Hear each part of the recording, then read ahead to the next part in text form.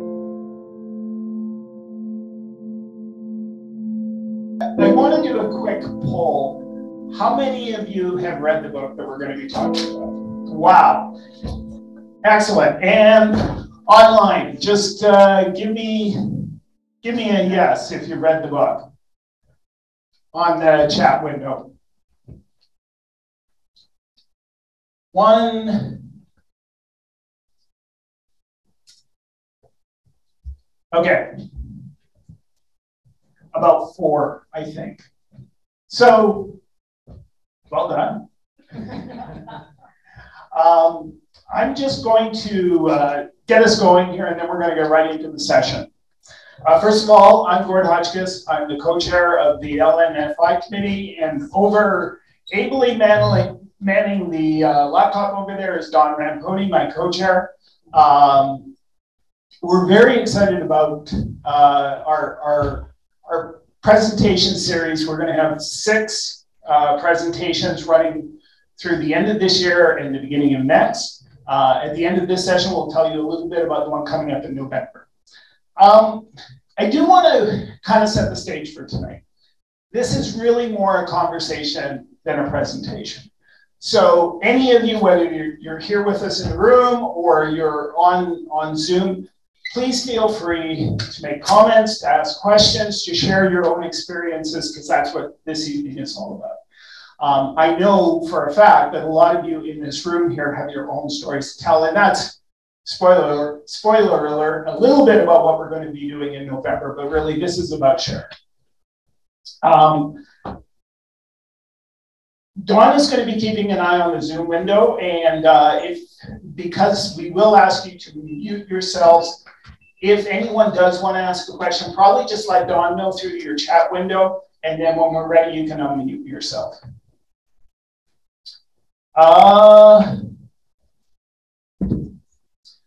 So why don't we introduce our special guests? So Linda and Lilia, from the book, we're very excited to have you join us. I know this is so awkward with me standing behind you. We're limited to 1 camera. We have a very low budget. This is not a multi-camera shoot. So I am just going to hover behind you, but not for the whole night. I'm gonna get off the camera very shortly. And I will also say that this evening is really not about telling you the story that's in the book, because honestly, as all of you who held up your hands know, it's a powerful and very personal experience to read that book. And I don't want to diminish that in any way. So what we're going to be talking about tonight is really the journey that these 2 people took that led to the book. I'm imagining there's going to be highs, and I'm imagining there may also be some lows. I'm already crying.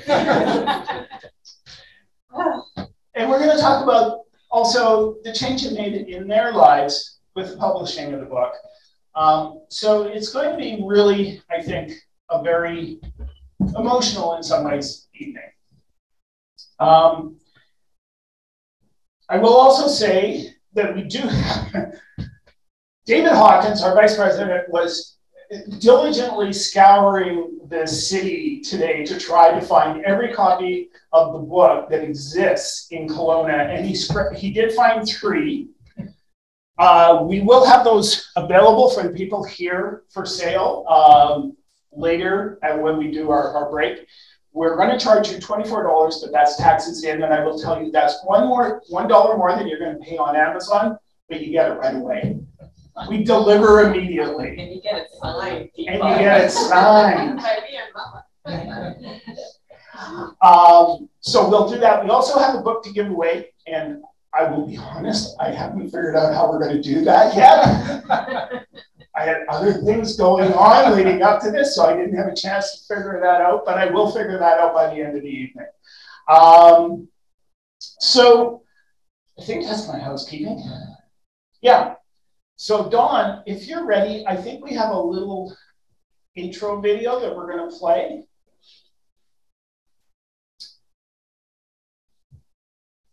We'll have to share your screen first.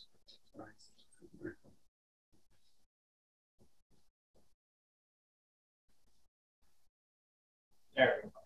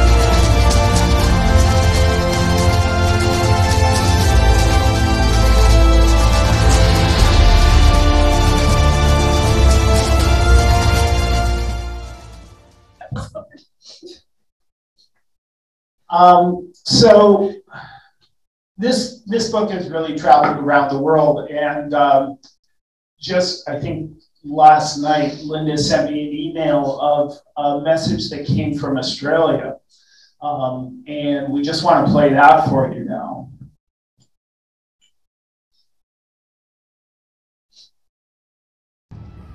Happy birthday, Lilia. Buon compleanno di Australia, and a little bit of Mussons that's here in Sydney. I know Vanda, Bert, now Klaric would be up in heaven saying this is the best gift I've ever got, because let me tell you, what a beautiful story. And I want to wish you all the very, very best. I wish I could give you, well, I'll give you a virtual hug from Sydney. I wish I could come over there and sit down and have a plate of gnocchi and a nice glass of vino, because that's what Mum would have served. So you're forever in our heart. Thank you so much for this gift, not just for your family, but for all families and all generations of us Italians that have left, especially out of Mussons, to that little town has created such history around the world. So, buon compleanno, love you heaps. Thank you so much. So Linda will start by maybe telling us how you felt when you got that message and what it meant to you. I'll tell you about this man. I don't know him, never met him. He found my book somehow on social media. So he wrote me and he said that he read the book, and then he sent it from Australia all the way to here for me to send it back. And sorry, this is really amazing that this happened. He read the book and he said his mother was from Mussons. And it turns out his mother and my mother were friends. Not like buddies, but they were from the same village. They knew each other. And he said growing up, his mother could never speak of the war. It was too painful. And every time he asked her, she would start to cry, and she would say, I can't tell you. I lived through things no child should live through. We hit under the bed when the Nazis were coming and the bombs were dropping. And people were taking families, they never coming back. And when they came back, they were never the same. Just all this stuff, but she never could tell him what happened, the details. And from reading this book, he told me that he feels like it was the missing piece of the puzzle and that it was the greatest gift, you know, he could have had. And it just gave him peace and closure. And he felt close to his mom. And I get a lot of stories like this sent to us, and it's incredible because you don't realize that, you know, we're writing this book about our family, and we know our family is one of many that have lived through the same thing that we have. But it's touched people in so many ways that I had no idea. I mean, not just about war, but about relationships between siblings and fathers and daughters and mothers and daughters and fathers, and it's really something. So. Obviously, you would have, or maybe you didn't, heard bits and pieces of this story growing up. But what led the two of you to decide that this story had to be documented and shared? And what was that spark or that catalyst that took you there? You know, my mom never really talked about the war, what happened to her family, maybe little bits and pieces. When I was visiting my grandparents, I might have heard certain things. It wasn't until 2017. She used to go for walks with her neighbor where she used to live, and she would tell her neighbor the stories of her past and what went on. And so one day I was visiting from California, and her neighbor said, "Linda, if you don't write a book about your mother's life, I will." And she kept saying this every time. She wrote the poem for a lesson into me. She wrote the poem, and I forgot to bring it, okay? And this the way she's lesson to me.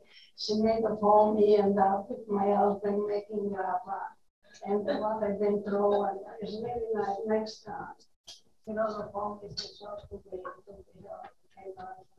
Oh, we'd love to hear it when we get the chance. So that's how it began, was to this woman. And from then on, it was me visiting, and every visit I would sit down with Mom and we would start talking and recording. And as she started telling the stories, the floodgates opened and the tears were gushing. And I heard things that I never knew. I never knew about most of what's in the book. And she probably thought I was too young and it was too painful. And then it just happened. And the beautiful thing in all that, those dark stories, there are many, is, you know, you forget about the beautiful things that happened in your life because they were masked by all this horror and this fear. And so she remembered some beautiful moments that she had forgotten by telling, you know, what she'd been holding in her heart for so long. So that's how it started, just recording and then me transposing. And then me in California on the phone, calling, writing chapters, and Mom listening. And, you know, she'd say, that's just how it happened. And she'd be crying on the phone, and I'm crying in mine. This whole experience has been really tremendous. You know, the two of us we did it together, you know, mother, daughter. So there had to be a lot of joy, but also a lot of pain in that journey. How did the two of you navigate that?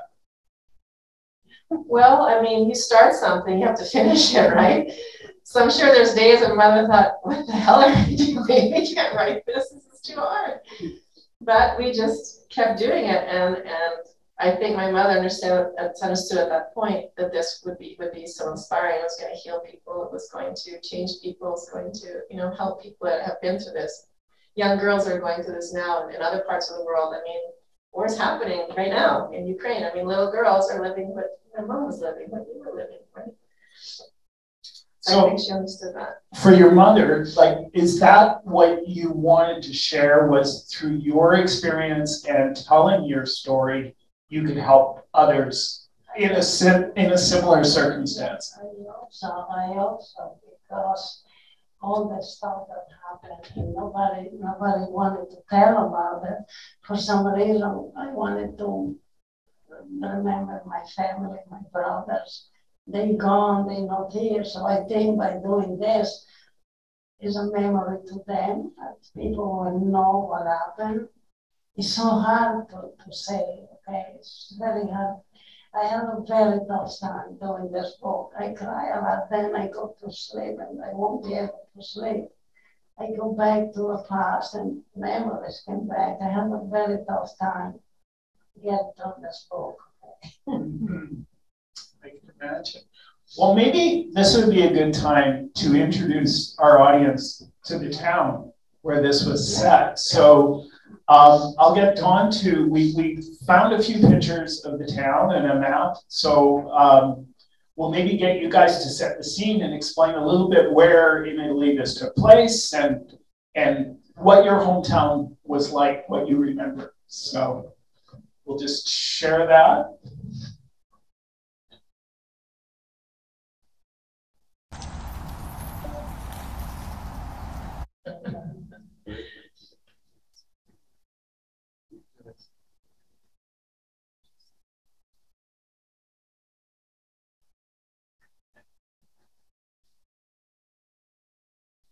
Just take on through Zoom, but come to take that one. Oh, okay. You know what? I think I can share it from mine too. Bear with us for a sec. Oh, there it is. Okay. So if you. What is that? That is the bottega. The bar, the bottega, that's one, the Bertoni bottega. This was the clothing store, this one, and the other on the center was the school. When I went to school. So in the center was the school there? Yeah. With the two cars parked right in front of it there? Yeah, right now. I was different then. Because deep down, I was different before. How many years did you go to school for? Up to grade 5. Up to grade 5. And how far would your home have been from this piazza? Just from here to that door. So for those of you who aren't here, that's about 70 feet. See the building on the right? The building on the right. You turn right there, and the house is around the corner from that building. On the right side. So kitty corner to the bar, which is really convenient. That's why I was too close. That's why Mom, come home, she whistled, so I had to run home. Let's maybe go to the next slide. So this just shows us where in Italy it was. So maybe talk about which region in Italy. And so if you're looking, you'll see the name of the town in red. Yeah, is Mussons. And that's in the province of Pordenone. And now then it was Udine. It was Udine at that point, yeah, but now it's Pordenone. And yeah, northern Italy, close to Venice. Yeah. And very close to the border of Slovenia too, Yeah. right? Yeah. Well, not far. Yeah, it would have been, Yeah. of course, Yeah. it wouldn't have been Slovenia then. Yeah, but, right. yeah. Yeah. And Trieste would have been in that Right. area too. Yeah. Yeah. And I think we have, I think the next slide is, yeah, the population. So this was not a big town. No, it was about 1,000 people. Oh, okay. At that time. About 1,000 It was a people. lot, you know. Yeah. Would it have been fairly like a center for the region? Would people have come in to do the shopping or no? All the villages around, the small villages around. And everybody had to come to one village for church. So Okay. all the We went villages to around. a village called Morsana, which was bigger, a bigger municipality, and that was where like all the courts and the city hall and the. All the village stuff, yeah. So anything like any Yeah. paperwork that had to be registered and that would have been done in Bolsonaro, right? And Udine, the bigger stuff in Udine, yeah. Okay. And then I think the next slide is your house. Yeah. It was different though. How was it different? Well, it was older, a lot of bricks on the front, different, the gate wasn't there, it was a different gate. My husband made that one. And there was a garden, there was a lot of fig trees, persimmon trees, a lot of flowers. And then he doesn't see all the stable that one dad was working, yeah, the barn. Yeah, I think the barn's just on the back side, right? Yeah. Yeah. Yeah. It's the same, only now they put plaster, they fix that up. Yeah, it was old white brick. There wasn't plaster before from the outside. So, Linda, you used to go back and forth daily quite a bit, yeah. right? And yeah. you would have visited this home? Oh, you? Yeah, we stayed here in the summertime. So that was my home in the summer. Yeah.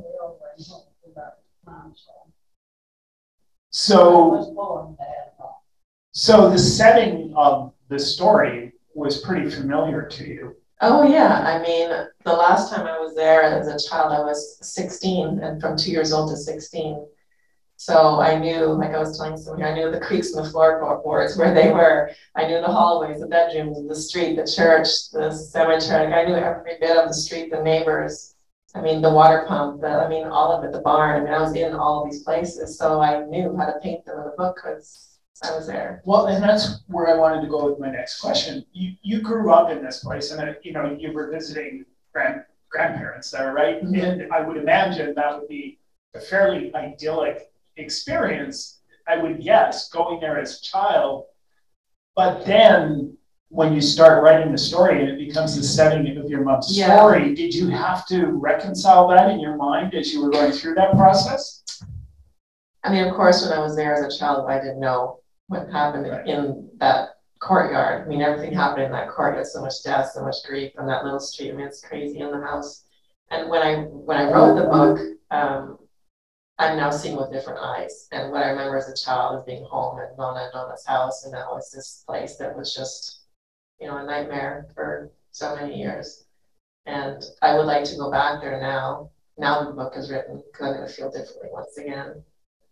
And I hope I can feel things. Even though the house has changed, I'll be able to feel their spirit, feel something, be able to connect with them. I feel like I really need to go there right now. It's a big need.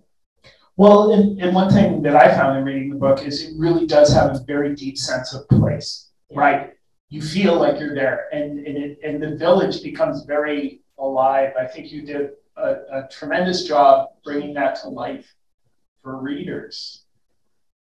So it's interesting to hear that you want to go back and kind of rediscover it through different eyes. Yeah, I mean, places like on the Italiana River where all the soldiers would be hiding, the bomb shelters. I want to go and find those. I want to go in them if they're still open. I want to do a little bit more research, take photos. I just want to go back and talk to anyone that's still around and remembers anything, or go to the school and the records there. I mean, the church have records of something, anything. I mean, I'm so attached now to not just my mom's life and her family, but the book and the future of. It's just really important to me. Sorry, I'm sitting here.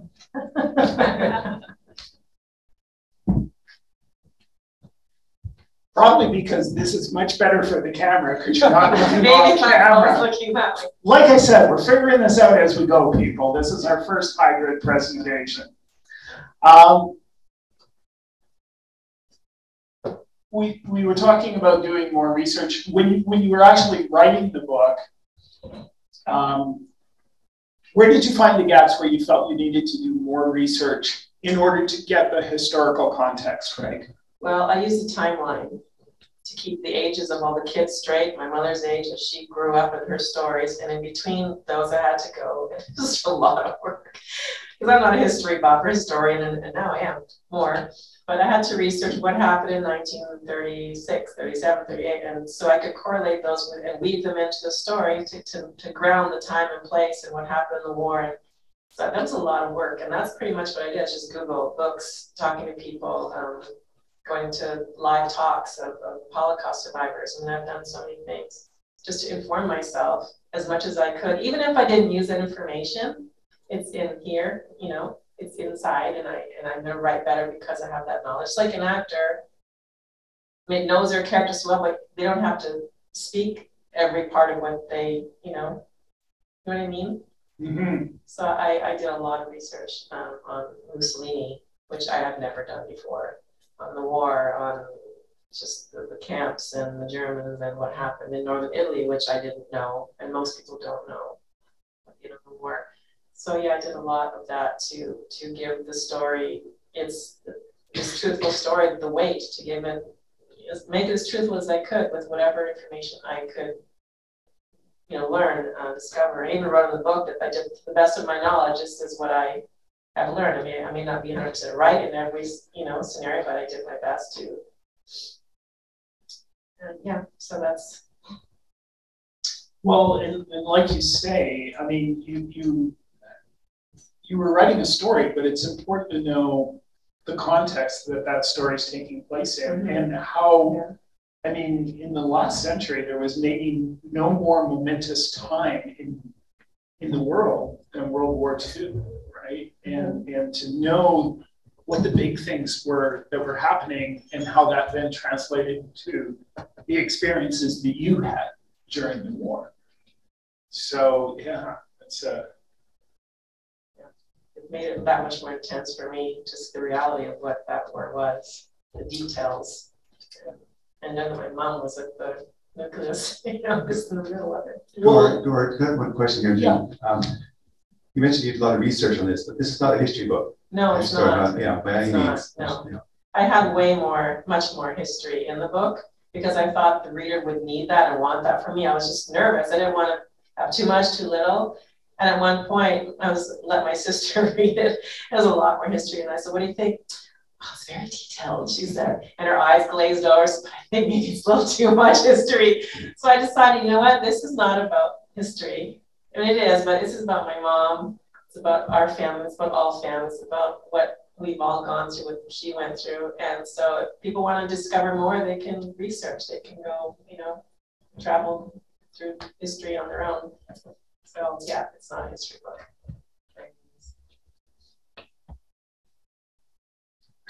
All right, we lost our Zoom session there but we're back. Well, it's interesting because Dawn and I are both history buffs in different ways, but we've had this discussion about history books the story sometimes gets lost in the detail, right? And we both agree that it's important for history to come alive through the people who lived that history, not necessarily the when and the what and the where. Right. It's the who and the why, I think. It's how it infected person to person, family to family, children to parents, parents to children, the villages. Did they have food? Did they not have food? Did they have clothes? Did they have shoes? Could they go to school? When the Nazis came, what happened? Like, it was all action, reaction, just emotion. And it wasn't about timelines or dates, or it was just life and people in this life. I'm going to ask one more question, then I want to go to the audience, both here in the room and online. But you became your mom. Like, this is written first person from your point of view, but written by you. That's a very intimate thing to do with your mother, right? Especially when you didn't know a lot of the details of that life. What was that like for both of you? Well, for me, I mean, I am my mother's daughter. We are very much alike. So as I wrote those scenes in the book, and I felt them as if I was her. I felt them as if I was my grandma. Like, I lived out those scenes as best I could, because if I couldn't feel them, you're not going to feel it. So I went as deep as I could, and I cried through so many of these chapters. But I knew that I just had to connect with my ancestors, with their spirit, with their story, to deliver something real and truthful. It was really hard. It was really hard, and especially because as I'm writing it, I'm seeing her go through all this, my mom.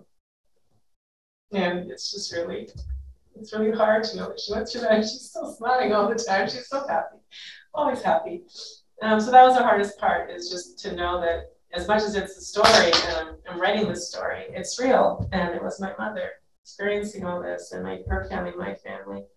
And it was such a great honor to do that for them. I'm sorry. It's such a great honor. And I just didn't want to do it any disservice. So I did actually a few points. I did look up the children of heavens, and I said, look, guys, I need your help. And so use me as a vessel and help me tell your story the way it really happened. You know, I want to do this for you, so help me tell it. And honest to God, there were so many nights I was writing till 3, 4 in the morning, and it was just flowing. And it wasn't coming from me. It was coming from somewhere else. And I think that's why when you read it, you feel it so deeply, because there's a lot of people in this book, and they've all written it with me. So it was a very, very powerful experience. So I don't know how my mom felt with all this. There's something I wanted to ask my mom similar. I guess it's the same question. Like, your daughter became you and spoke with your voice. That's not something that children usually do for their parents. That's a very different experience. It was very hard for her to listen to me. I was trying really with tears. I had to stop. I was telling the story. I buried it there. I didn't want to talk about it. Nobody wanted to talk. I think I'm the only one that really finally decided to. I have relatives in Trail. And the 4 daughters, they both passed away. Now we were cousins. And they phoned me and they said, Mom and Dad, they never wanted to talk about it. Through you, we know what Mom and Dad went through. Nobody wanted to talk about it. It was there. It's there. When by myself, I read sometimes. I go through the book. Then I start to cry. And then I can't sleep because I remember. It's not easy. Well, and I think that's very common. I think people of our generation, we all have, a lot of us have aunts and uncles or parents who went through the war, but I know, speaking personally, I have an uncle who actually liberated Italy with the Canadian forces. He came up through Sicily and he never talked about it, ever. And I think a lot of us are probably in that same boat where we know we have parents who went through the experiences, but it's sometimes just too painful to go back there. So we're getting pretty heavy now. So I do want to see if anyone in the audience, I will bring the mic over to you, has a question for either Linda or Lilia. Or if anyone online does, just let us know. I know Dawn has asked, just maybe give us a quick note in the chat box, and then we will be prepared when you unmute yourself. So we'll maybe start in the room. Does anyone have a question that they'd like to ask? A dead heat. Hi. This is nice meeting you. I haven't read the book yet. I just found out about the event. I wanted to come. I love history, and I wanted to ask you, as an author, is this your first book, or have you written other books and do you intend to write more? This is my very first book, Okay. and it's a trilogy.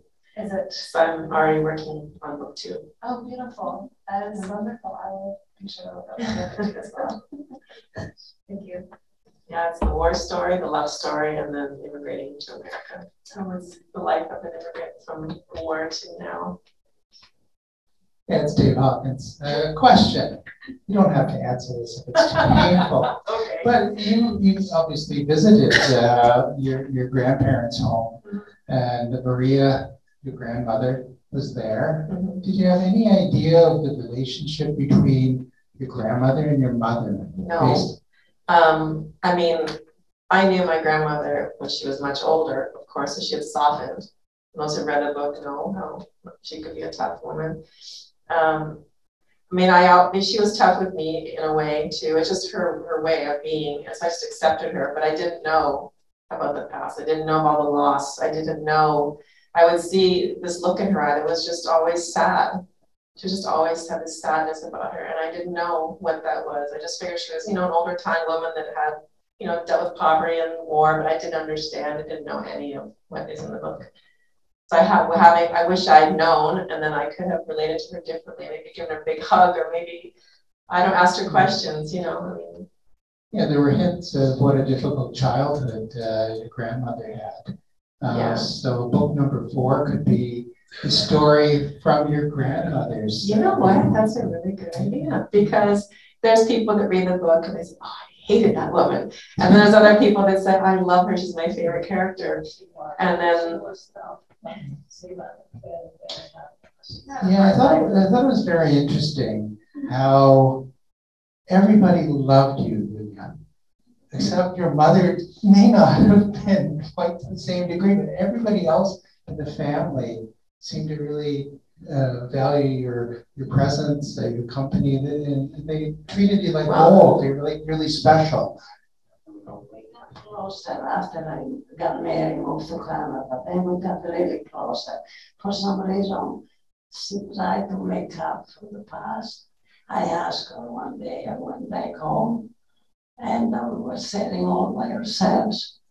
And it really bothered me. Was there for so many years. So I said, Mom, can I ask you something? She said, why were you so hard with me when I grew up? You beat me, you spanked me. I know I didn't deserve it. She didn't say nothing. She went ahead like this, and she didn't open her mouth. So she felt sorry. Then she was so worried about me because I had a hard life. She was really worried. She was praying over there in Italy, saying messages for me, everything. But that didn't cover my youth, okay? I went through that one. Nobody can give me that back, okay? I wish that was different, okay? But that's the way it was. So part of her recovery. It was very hard for Mom, okay? So the shield, I mean, imagine, because you read it, what she went through. This crazy life. You have to put that shield up to protect yourself. Otherwise, she would have crumbled. She had children to take care of, and her husband, and a home, and she had to forge ahead. And you can't do it if you let it all. She called me from Italy, please come home. Dad was sick. I always end up there. I was there when Dad died. I was there when Mom died. She died in my house. Dad died on my house. So I've been going back and forth. I took all my children's luggage, everything. I went there, traveled by train, all on my own. Okay, so it wasn't easy, but after when she became older, I think she started thinking of the past. So, but I have to ask, I have to get it out of my chest. So would you say you've, in your heart, forgiven her for? I love her because after I became a mom, I understood her a bit more. So I don't have nothing against Mom, but when I was young, I even said one day, I hope I die, which is not nice for the kid to do. It was too much, you know. And she really loved me. If I was sick or something, oh my God, she was there, but she couldn't treat me differently. I mean, nice. Thank you. Sure. Well, first of all, I'd like to congratulate on what a job you've done. I've read your book, and it's just, it really touches everywhere. The other thing is, I went through the war exactly as you have. I saw myself in that book, so many everywhere, except we didn't lose anyone in the family, but so much the same. I was in Tuscany and the war went through there very much so. I also knew and your husband very well, had many coffees at your house. Emotional. On Hollydale Road, remember? Yeah, so it's so nice to see you again, and good luck in your next book. I'd like to read it. Thanks, Emma. I actually have a question about the family dynamic. So Lilia, you were kind of in the middle of your family. You had older brothers, but you had younger siblings that you were expected to look after. And I think that was a lot of the pressure that was on you from your mother, right? I know. The question's for you, but it's for anyone in the room. Does that dynamic of being kind of caught in the middle of the family and be expected to step into an adult role and look after younger siblings, did that ring true for others here? Absolutely, yeah. Yeah. Yeah. And in the same situation as yours, because they had so many children. Right. You know, the older ones sort of moved off, got a job, got married, moved on, but it was that middle, you know, fourth, third child that was left at home and all of a sudden had to look after the small. Well, her sisters were gone early at 10 and 12. Situation, right? And then there's little boys, but back then boys didn't do girl work, or you know, so mom was left to the only one. So she was the pecking order was always mom. Mom and dad, they were still working the property from this big camp, whatever they were, part time, and so they were gone, and so here I am home with my 3 brothers, so I had to be the biggest girl, and that wasn't very easy. Okay, so I think I did cry quite a few times on my own, and one day I was so full of it, I couldn't take it anymore. I said, I hope I die. It wasn't easy, and it wasn't just mom, the priest, and the children. It was so hard at the time. It wasn't like now. It was really hard. Too many rules, too many strictness, you know. It's true. My mom, I was trying to get my mom to come tonight. She said it's too painful to go through that again, you know, because she was in much the same situation as yourself. She was the 3rd child. Older sister, older brothers had left to either go to war, got married, had their own family. She was the one left, you know, looking after the younger kids. And you know, she would say that she didn't have a childhood. She didn't have, you know, she wasn't a teenager like we would experience. So yeah, it's very hard, and it's also it makes you into a different person. Yeah, it does. If I asked mom, can I go and have a phone? Everybody was going, oh, I grew old without a phone. See how beautiful I am, okay? I asked to go to a movie. Oh, no way. Mom, can I do this? No way. So it was really hard. It was always, no, I could never do anything. I think it wasn't that all the girls, all the children were living the same life. It was her life was different than her friend's life. So she's seeing these kids in school playing or getting a little dress or going here and going there, and she couldn't do anything. So she was really in a prison in a sense. They got tired of me, so they just let me go. Okay, so I was always by myself. One of the things that really struck me in the book, and probably the character that hit me the most, was your father. As a father myself, who has probably a very soft spot for both my daughters, I really felt for your dad and the situation he was in, caught between a very strong woman and trying to protect the children, right?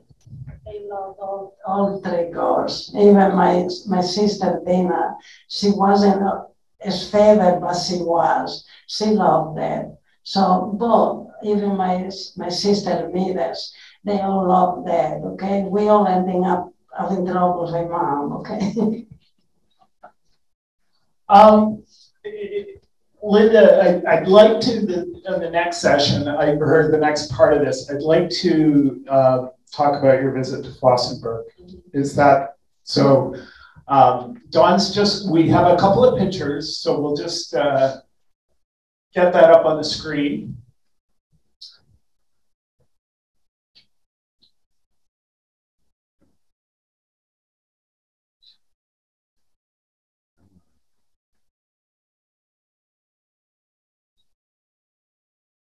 When my mother told me that my uncle died in a camp, she didn't know where.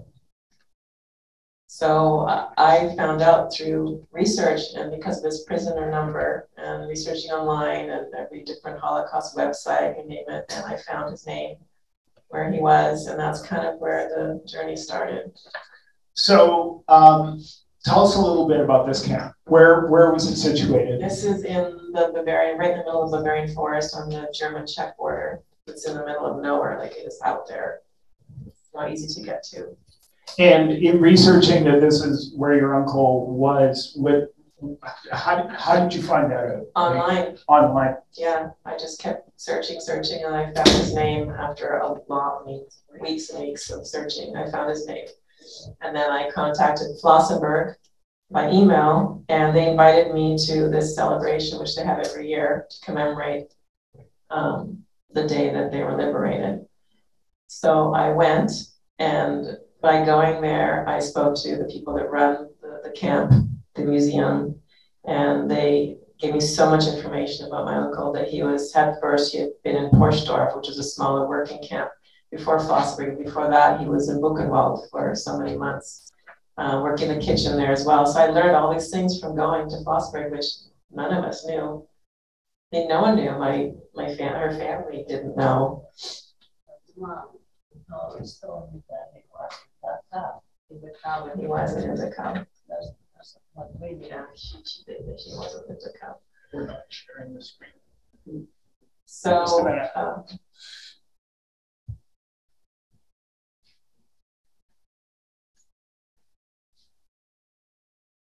Well, that there, anyway, oops. We're just going to go to share screen, and we're sharing the screen. Okay, now we are sharing the screen. Okay. Okay, sorry. That's okay. That right there is the Valley of Death. This is going to be really oof. So when you go into the camp, I didn't know what to expect. I was actually really scared to go, thinking about these gray and dark and dismal. And it was actually beautiful parks and big trees and flowers lining the walkways. And, I think they do that too as a form of, respect and for the families and the memories. And when you go in, they show us where all the barracks were. And the barracks go in number of how healthy the prisoners were. So the healthy you were in the first barracks, and they would keep going back. And the furthest to the end, you were in the sick bay. And from there is where they would be wheelbarrowing prisoners to the gas. And so my uncle was in the first two, so he was healthy. So we know that, because he wasn't here very long, so we know if he died, it was because he was probably shot. Either he tried to escape or help someone escape, or he just talked on the line, or he did something and he was shot. And that's pretty much what happened. And he worked in the kitchen, which is what saved his life, probably his health. And let's go to the next one. Oh, it's horrible, man. He was one of Hitler's cruelest SS commanders. This man right here. Doing some of the research to put the slide deck together, they said that the death toll in the camp skyrocketed when he took over as commander. He was a horrible, horrible human. He would go around on his horse, his white horse, every day and just randomly shoot someone just to say, hey, I'm the capo and you do what I tell you, or I'll just shoot you tomorrow, or your friend next to you, or it's something he did on a daily basis just to prove a point.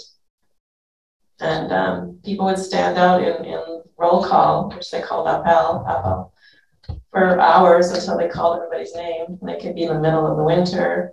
They're not wearing anything. I mean, they didn't have socks. They had little slipper shoes, fabric shoes.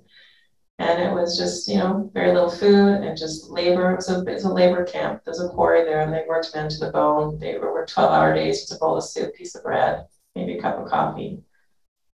And let's go to the next slide.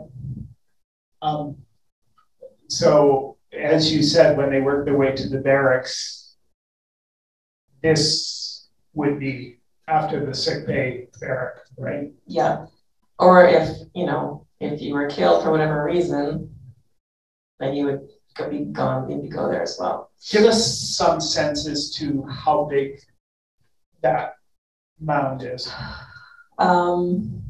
Should have had a picture of me standing next to it. Probably a quarter of the way up would be my height. So that rock wall along the bottom. So the rock wall, I would put my hand on that. So I'm just a little taller than the rock wall. So this is when the Americans came, they were ashes everywhere. And they interned them into this pyramid. So my uncle was there. Or he's there.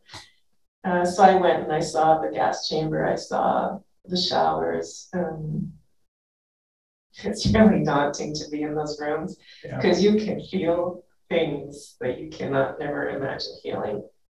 And I knew it because I'm very sensitive, but you can feel all kinds of things.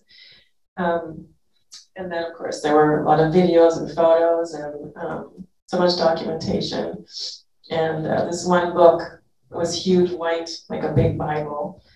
And it was all the names of those that perished from places all around the world. And I leafed through, went down to M and Agutsi. And even though I knew he died there, you just somehow think, oh, he's not here. You know, he didn't die here. Somehow he got amnesia and escaped and he's living somewhere and I can't remember. You know, you keep hoping that might have happened. And then, of course, I see his name and you run across and you see his number and his date of birth and death. And at that very moment, I could feel him. And it was like he said, you know, thanks for coming, remembering me, you know, and it was such an important thing for me to do for my mom and our family, just closure, just a way to say, hey, we love you and we're sorry and we wish you were here. And let's go to the next slide. So a battalion sent to this camp. Is this plaque memorializing the Italians? Yeah, you go on the Valley of Death, you see it in the other pictures, a bunch of plaques from all different countries, and it puts the number of how many. I mean, there was 40,000, I think, that died here and around, or maybe more, I can't remember now.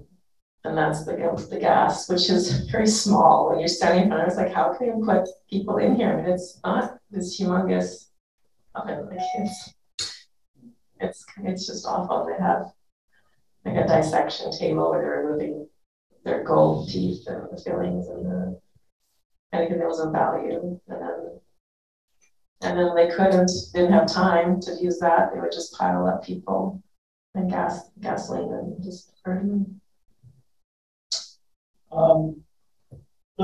Let's go to the next slide. So in amongst all this horror, there was some joy too. Can you tell us? Oh, it's amazing. Before I left for Germany, my mom said, take a picture of your uncle because you never know. You might meet someone that remembered him. I said, Mom, there's no way. So when I went, they were having a gala on one of the nights on this weekend of all the survivors, their families, politicians, and all these, it was probably, I don't know, 100 people. And we're all having dinner. And just a little backstory, when I went to Europe, I got in an accident and I hurt my back and I couldn't walk. So I was in a wheelchair for 3 weeks. So funny enough, I'm in a concentration camp with the survivors all in wheelchairs in their 90s, and I'm in a wheelchair. So we all kind of hung out together. And I think the wheelchair is kind of why I met this man. I really think it's all part of destiny. So this man's name is Pepik. His son-in-law saw me in the wheelchair, and he came over to find out, well, what's wrong with this young girl? Does she have polio? Like, what happened to her? Why is she in a chair? So we started talking about my uncle, and I showed him the picture. He goes, well, let me bring it to my father-in-law. Maybe he remembers something, never thinking that anybody would. He just held out the picture, and Pepik pointed to him. He said, Arthur. And he remembered him. So he started talking. He didn't speak English, of course. He spoke Hebrew, and he's from a Polish Jew. And he told me all about my uncle, and his son-in-law translated. He described what he was like, what he looked like, that he was Italian, and he was against Mussolini and Hitler, and on and on. And he said that he worked in the kitchen with him together, which is how they met and how they stayed alive. And that he used to sing all the time to cheer up the men in the barracks. He would steal food from the kitchen to bring it to sick bay. And Pepik started singing the song, which is why I have some of the lyrics in the book. And if not for me and this man, I wouldn't have that chapter in the book. I wouldn't have the story. And he was such a beautiful soul, this man. And I felt like being with him, I was with my uncle, you know. And the facilitators of the camp said nothing like this has ever happened in the history of their celebrations.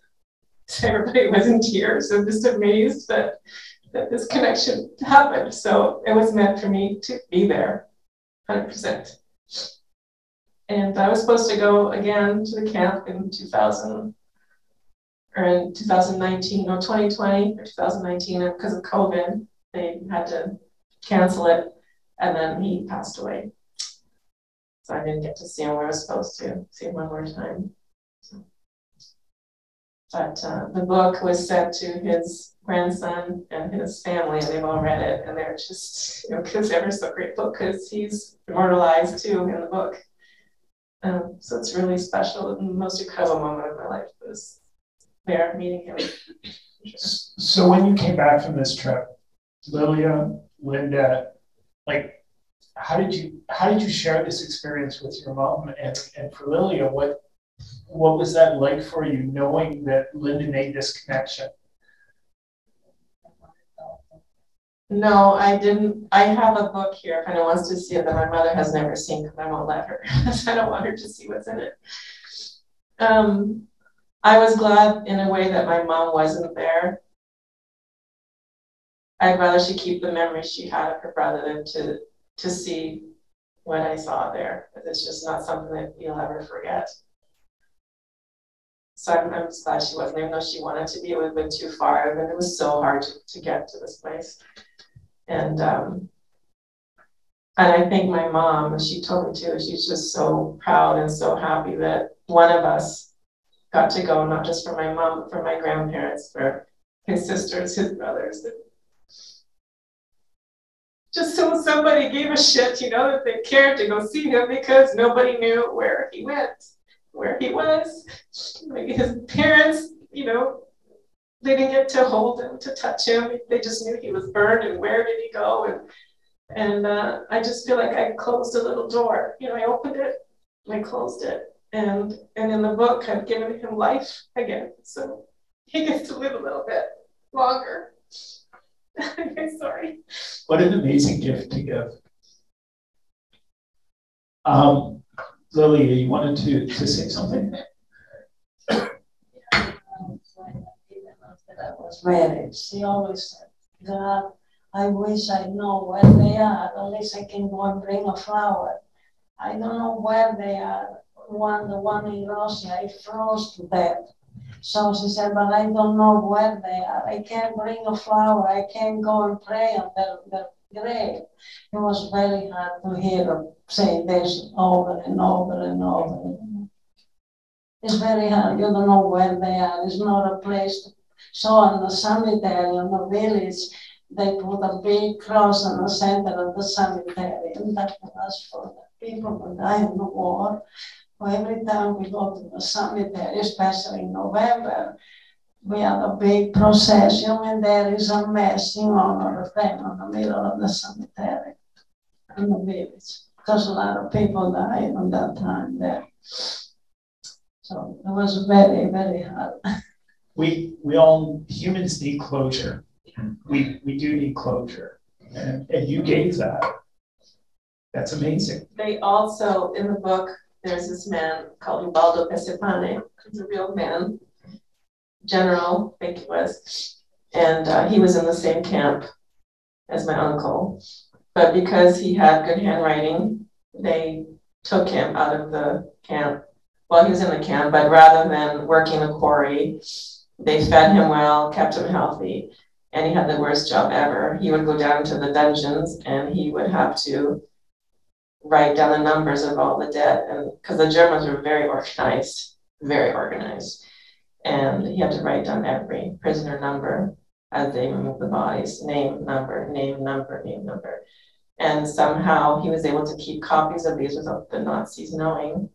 And then when he left, he went to all those family members and gave them that closure to tell them, your son, your daughter died here, or this is where they were, this is what happened. So my grandfather wrote to him, and we have a letter from him. And it says, yes, this is where he was in Flossenburg, this is where he died, and that's all I know. But at least they had that bit, so imagine that poor man.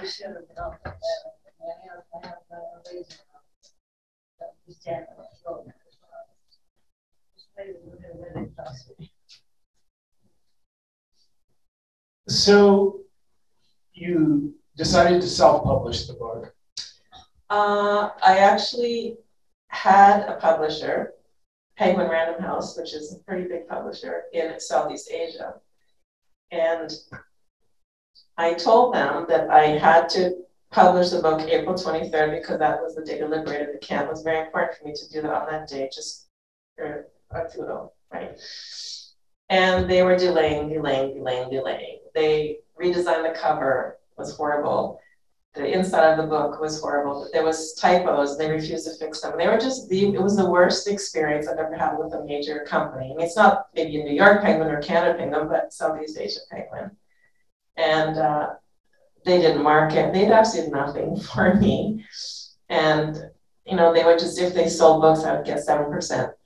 So after all that, I was almost late in my own publication. So I ended up firing them a few weeks ago because honestly, you don't need them, people. If you want to write a book and publish it, you don't need them. I have done so well all by myself, working very hard, persevere, and you will get there. And I've sold more books than most of my author friends. I mean, they sell maybe, 10 books a month when I'm selling 3 a day, 4 a day, which doesn't seem like a lot when you're independent. And it's my only book, my first book ever. And it's pretty amazing. And so there's a second book and a third book. And once those come out, they're going to buy the first and the second and the third, and it just snowballs. And then the movie comes out. Well, I will tell you, as somebody who self-published a book, what you did was amazing. And it's very rare to get the kind of sales numbers and the impact that you've got as a there's the books that are published through Amazon, there's millions of them, and a very small percentage hit the sales numbers that you've hit. Well, what it is a few things. Amazon ads, I went to a school online to learn how to do them, and it's tricky, but I now know how to do them. And it's having an evocative, powerful cover, because a cover speaks a million words. If you don't have a good cover, no one's going to pick up the book, really. So I think it's that. I think it's the genre. I think it's timing. This book came out at a time when the world really needs to hear this. They need it. I think it's a lot of those things, the niche that it is. Maybe if it had been a romance novel, it wouldn't have taken off the way it did. I think it's because of subject matter. It's a true story. It's war. Or we're in a war, where it's a COVID war or a Ukraine war. I mean, we're all around, the world's going mad. So I think it's all those things. And maybe a little bit of luck, or maybe someone's helping me from up there. I don't know. The whole family up there cheering me on, guaranteed. So obviously there's the kind of metrics, the number of books sold and all that, but I think because I have been following this journey for you from afar, and I see how important it is to connect with people who have read this book and found something in it for themselves. Mm-hmm. And you're very generous in sharing that. What has that meant for the both of you? To get this feedback and to get this connection with people like the gentleman we saw in Australia. It's amazing. And I think what that does, it's just confirmation for my mom that what we've done is a good thing, because we are changing people's lives. We are healing people. There was a mother emailed me who read the book from somewhere in the US, and she said, by reading your book, I realized how cruel I am to my daughter. And I'm a better mother. I mean, it's just that little avenue. There's so many, right? It could be, siblings and mothers and daughters and whatever, the war. And this was the part that she took out of it, that she wants to be a better mom to her daughter because of how Maria was to my mom. So it's just amazing, because when you're writing it, you're not writing it for all these people at the time. You're writing it for your mom, for your family. And then all of a sudden the world explodes and they all want to share their stories. And my grandchildren write me, oh, my grandma was here, and my grandpa, and oh, I'm going to share the book with them. And it's beautiful that it's just connecting people from everywhere. And I think that's what this is all about. Connection, opening up, families getting together and discussing their history and not letting it die, not letting us forget. Because in time, these Holocaust survivors aren't going to be here anymore. And we have to keep telling these stories to keep their memory alive and to learn to be better people as one people and stop these wars, because it's not doing anybody any good. And I think that's the power of story. It was so being a child to watch all this SS, Gestapo, they have different uniforms, yellow, kind of different uniforms. And they put all these people against the wall. They were all lined up on the wall. So you didn't know if they weren't going to shoot us. So if you want documents, then you were okay, they let you go. Otherwise, they put you in the big trucks and they take you to Mussons or San Vito, which is the biggest place. They selected there.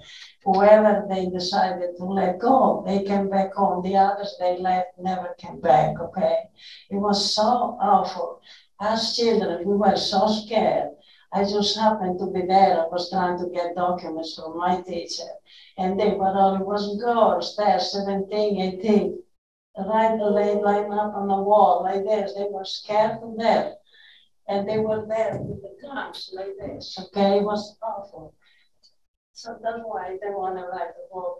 Well, everything back is too much for a child to see, okay? See the Germans come to the house, up the stairs, on the garden, shooting, taking people out. At night, you saw every man with a blanket going to the farm to sleep. Nobody was home, just children and old people. It was awful to see them shoot each other. It was too much, you know. We used to lay on the floor sometimes, so the bullets won't come in through the wall, you know. The day that they got this poor guy on our garden, it was awful. We were laying on the floor on the bedroom, and the bullet came through the window. They were shooting. They didn't care. It was awful. It was so scary, okay? You have to live through it, you know, okay? I was just saying, I can't imagine that. Like, it's so far from my reality, but it's so powerful. Like, to know that there are people today that are going through exactly that experience. Exactly That's not, we haven't left that behind. It's still happening. No, and it will keep happening because this is what the world is. I never watched the news about the Ukraine. Never. I never turned the TV. I don't want to watch. I get one day I have nightmares. I don't watch the news. So you've written a book. How, other than connecting with people in that, what are the changes it's made in both of your lives? Like, how did you have any idea that it would have this impact on your life? No, I didn't think I could finish it. I mean, I was just writing. It was probably thinking, I'm just writing garbage. I don't know what I'm writing. I didn't know what I was doing. And then I just let my heart take over. And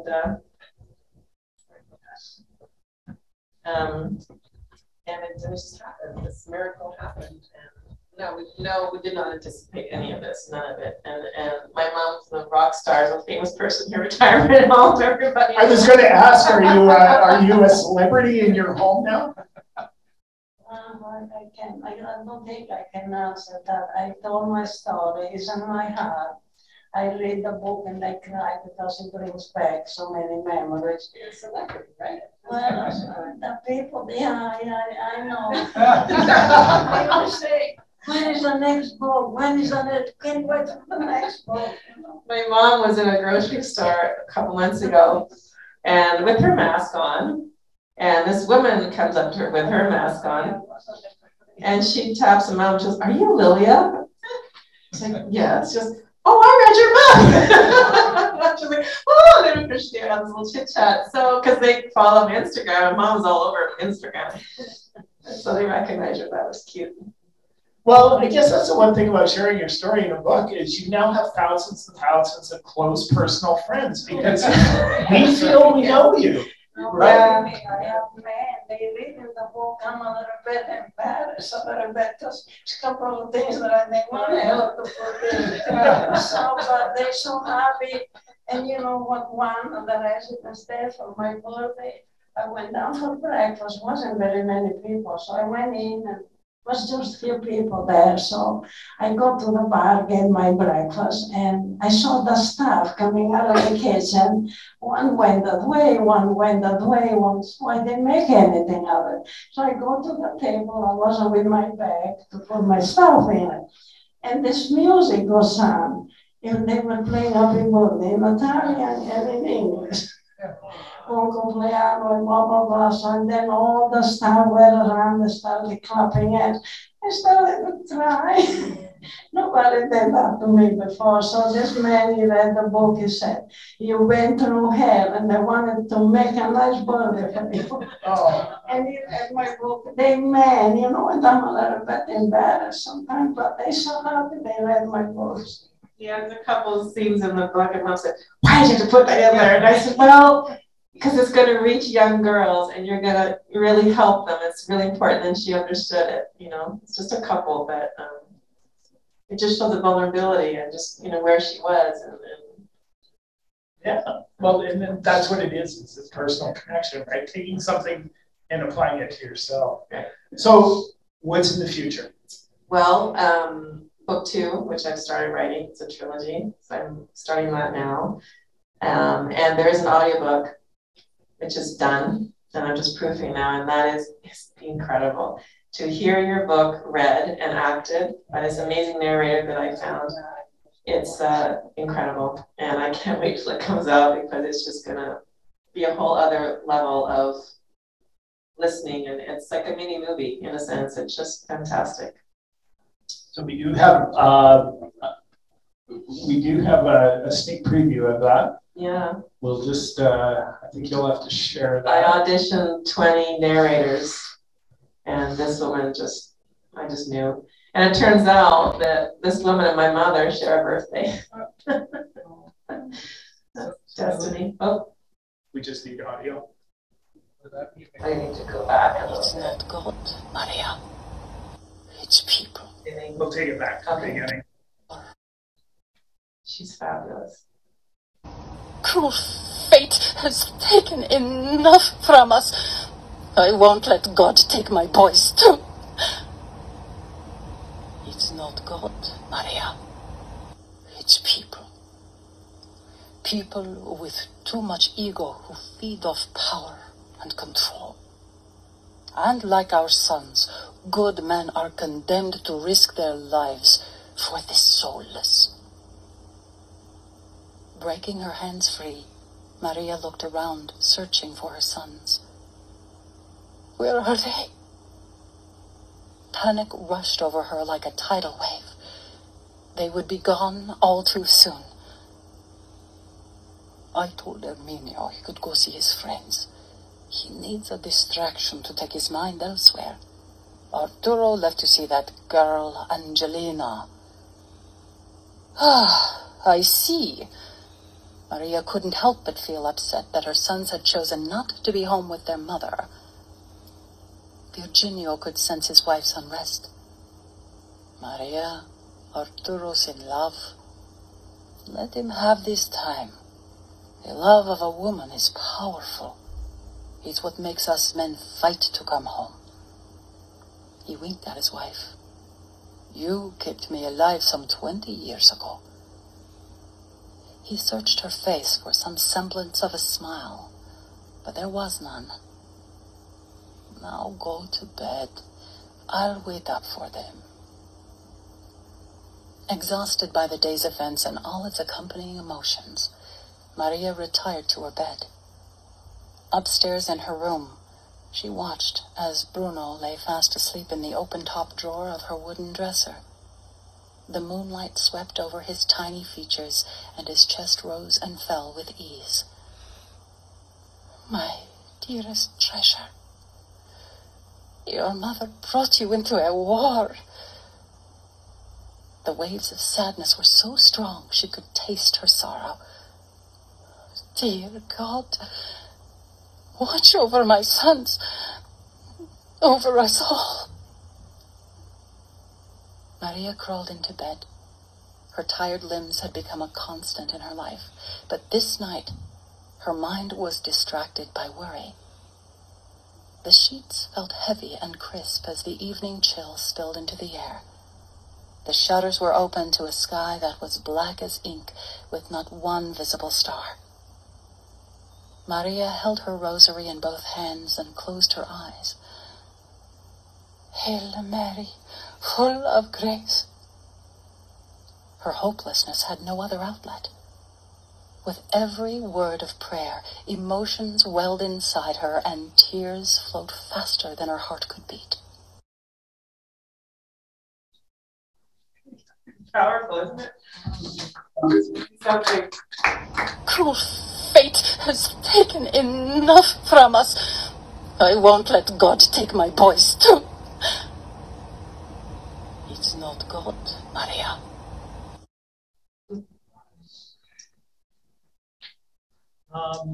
Well, that woman, I watched her live videos and she cried off and she had to pull away from the microphone. It's really hard for her to get through this book. And it shows she poured her heart into it, and you're going to feel that when you listen to it. It's going to penetrate. It's just incredible. Linda, you mentioned that this story was sort of universal in Italy, like war was happening everywhere in Italy. A lot of people have gone through it. I've read some parts of stories from the south, I've heard some ones from the north. What makes your story different from the rest? Or is it the same story everywhere? Well, I think what makes this World War II story different is most are written from the perspective of the Jews and not so much the Italians. There's not that many books, and especially not that many books about Northern Italy, because people think that Italy and Germany were always allies, but at a certain point, that broke, and Hitler and his army took over the north, and they were searching for Jews and for partisans, and especially my mother lived in one of the worst villages you could live because the World War I trenches were there, and that's where it was hiding. So that was like the Mecca for the place you don't want to live, basically. And I think that is what makes this story unique, because people are not aware of what happened towards the end of the war. Did anyone else? Yes. I'm going to bring the mic over to you. We're just going to open it up to a few more questions. Thank you. I also haven't read the book and also found about this event in my Twitter here. We are Italian descendants as well, but we were born in Argentina, actually. So another story of immigration. The question is related more about if you, I see you have a lot of plans ahead, which is amazing. And do you happen to think about or consider to have the book in Italian? Yes, I'm looking to that. Yes, I just had just a few days ago. Actually, the family that bought my grandmother's house, I've met on social media, and they've invited me to stay with them, which would be great to stay in her house. You know, new ownership of the old house. And they know someone that knows a editor, small publisher, and they might be interested in translating the book. And if not them, I will get it translated, because this book is for Italy. Yeah, they've all asked me, all the friends in the village, they email me and said, when is it coming out? It's like, well, I'm trying to find, because the problem is, even if I get it translated, I don't speak Italian well enough to proof it, to know if there's any errors, or if the grammar is wrong. And this is such a poetic book. It needs to be translated with that sensitivity. So it's coming. It's coming. Yeah. Any other questions? David. Lilia, first of all, do you remember the day the war ended? Oh my God. We were so happy, everybody. We were on the streets, and all the tanks were coming by, all the Americans, English people from England, and they were all, we were throwing flowers, and people came out with wine and baked bread. It was such a feast. Oh my God. Everything was throwing things up, yelling, screaming, singing. Oh my God, it was something. And Mom, she kept looking at it and said, yeah, but my siblings, they come back, you know. So, and a lot of families, they were happy that it was over, but so many families, they were so sad, because very few came back, okay? So they all gone and nobody knows where they are, but no, so no. It was a wonderful day, oh my God. Every village, all the soldiers, they were waving and singing, it was something. It was just beautiful, finally it was over. Then we start picking up the pieces, so. Yeah, so the war ended a lot of pain and tragedy at that moment, but life was not easy following the war. It was very hard after the war to pick up, oh my God, the bombing and the rebuilding and the traveling, it was awful, the trains were packed. It was really a terrible, terrible time. I was young, but we saw everything. I even traveled soon after the war. So how long do you think it took before life became similar to pre-war? It took quite a while. I left by 1955. I came to Canada, and it was just then starting really getting really hard of it. It took a long. It was very, very hard to go back. Pick up the pieces and everything. So much sadness. It was really, really something. I can't even explain, so. It was very, very tough. People that live through, is a person here in Kiruna. He has a restaurant, Roma, and he's the only one so far that he knows about what the north of Italy, the Friuli went through. Mom used to go to Udine. That were the major things that you had to go. And they always asked, where are you from? She never said where she's from. Oh, they used to say Friulano. Oh, di un bel paese. You say, oh, that's what a nice village, because it was hit every day, every second day between partisans and Germans. And we went through so much stuff. Everybody knew about that village all over the province. It was really we were almost embarrassed of all the bad things that happened on our village. You can't really, I can tell you, but you can't imagine what I saw with my eyes go through my street with the guns behind their backs and crying. It was awful. It was a long, long time before things got better. Food, everything was really, really bad. Took a long, long time. Yeah. David, I'm going to give you the mic back. First of all, any other questions from you? Just one comment on the translation. I think anyone could translate the language, but I think it's going to take a very special person to translate the heart and soul. Exactly. It's the essence. Your book is so filled with heart and soul. And that's what I don't know how to prove. I can't, I won't know. So I need to find that person that either I see other books they've done, and it's going to be. But it will happen because everything's been connecting, so Destiny's going to bring me that person too. Okay. If we can get David's slide up and then Just very quickly, adding on to the end of the war, we were in Tuscany. We were right on the main road out of Italy into Germany or whatever, going north. And I remember when the war was over, the German soldiers were going by on the road. There was just, it ended, I don't know how long it lasted, but I wanted to see it. So I put my back up against their barn, and it was right below there, so I watched it. And it was so sad. I'll never forget it. It always comes back to me, because the German soldiers were going back. Very few were walking. They were lying across the horses or being pulled by a wagon, whatever. It was really a really sad day. Yeah, I'll never forget it. Thanks, Ellen. Yeah, so now we get to hover over top of Lilia and Linda. My name is Dave Hawkins, Vice President of KCIC, and I'm going to be next month's guest host. And next month on LNFI, we have Storia di Guerra. Sorry, my Italian is not great. And we have 4 KCIC members who will talk about their childhood during the war. And unlike most World War II discussions, we're going to talk about the war from a child's perspective, not from the adults.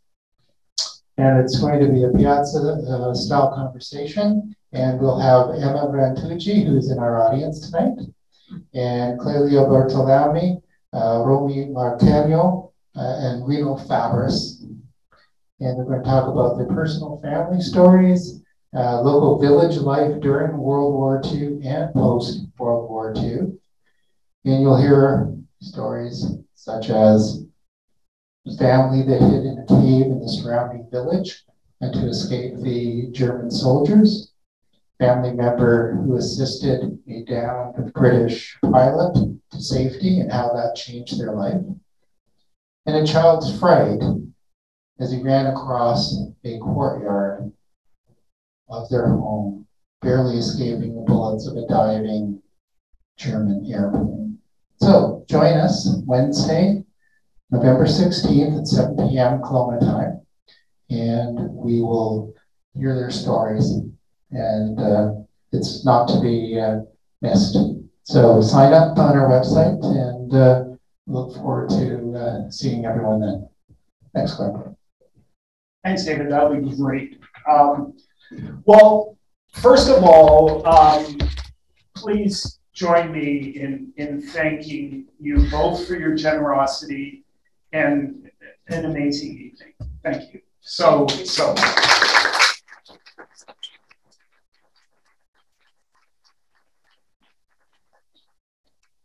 You've given us, both of you have given us all a gift, and we're very appreciative of that.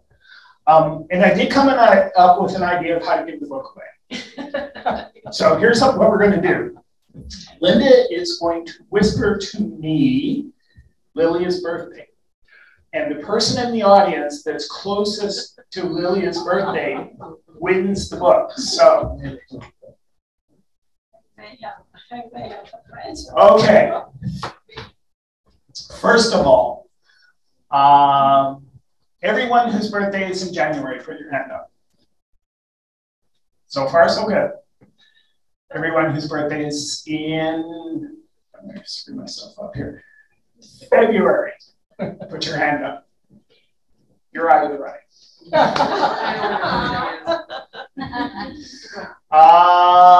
Everyone whose birthday is in July, put your hand up. You can keep your hands up.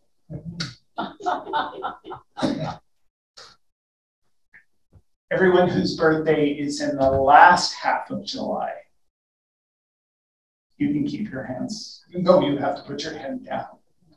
The last half of July. When's your birthday? July 14th. 1 week away from Lilia's birthday. Good.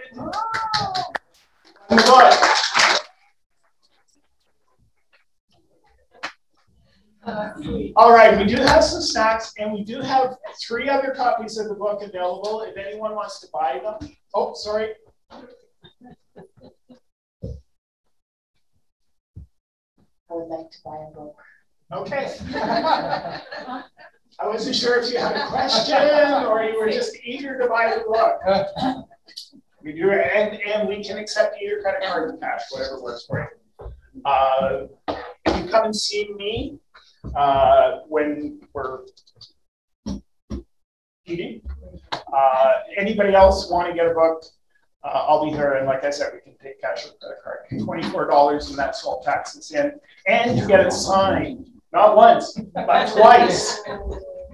Yeah, there's a comment on Zoom. Oh, sorry. From Linda Basso to everyone. Not a question, but I wanted to say thanks for writing this book, as my grandparents are both from Northern Italy, and your story helped me understand what their lives must have been like. You immigrated before World War II, but lived through the first one. And I found out about your book from my aunt, who was in a retirement home with Lilia. So that's it. Thank you for joining us and kicking off our presentation series. There's snacks, because we're the Italian club, of course. There's snacks. Mangia. There's coffee. There's other refreshments back there. And please, Celine, yes, you can buy a book. Email me and we'll figure that out. I'm going to turn my mic off now. I think you like it. My first rodeo.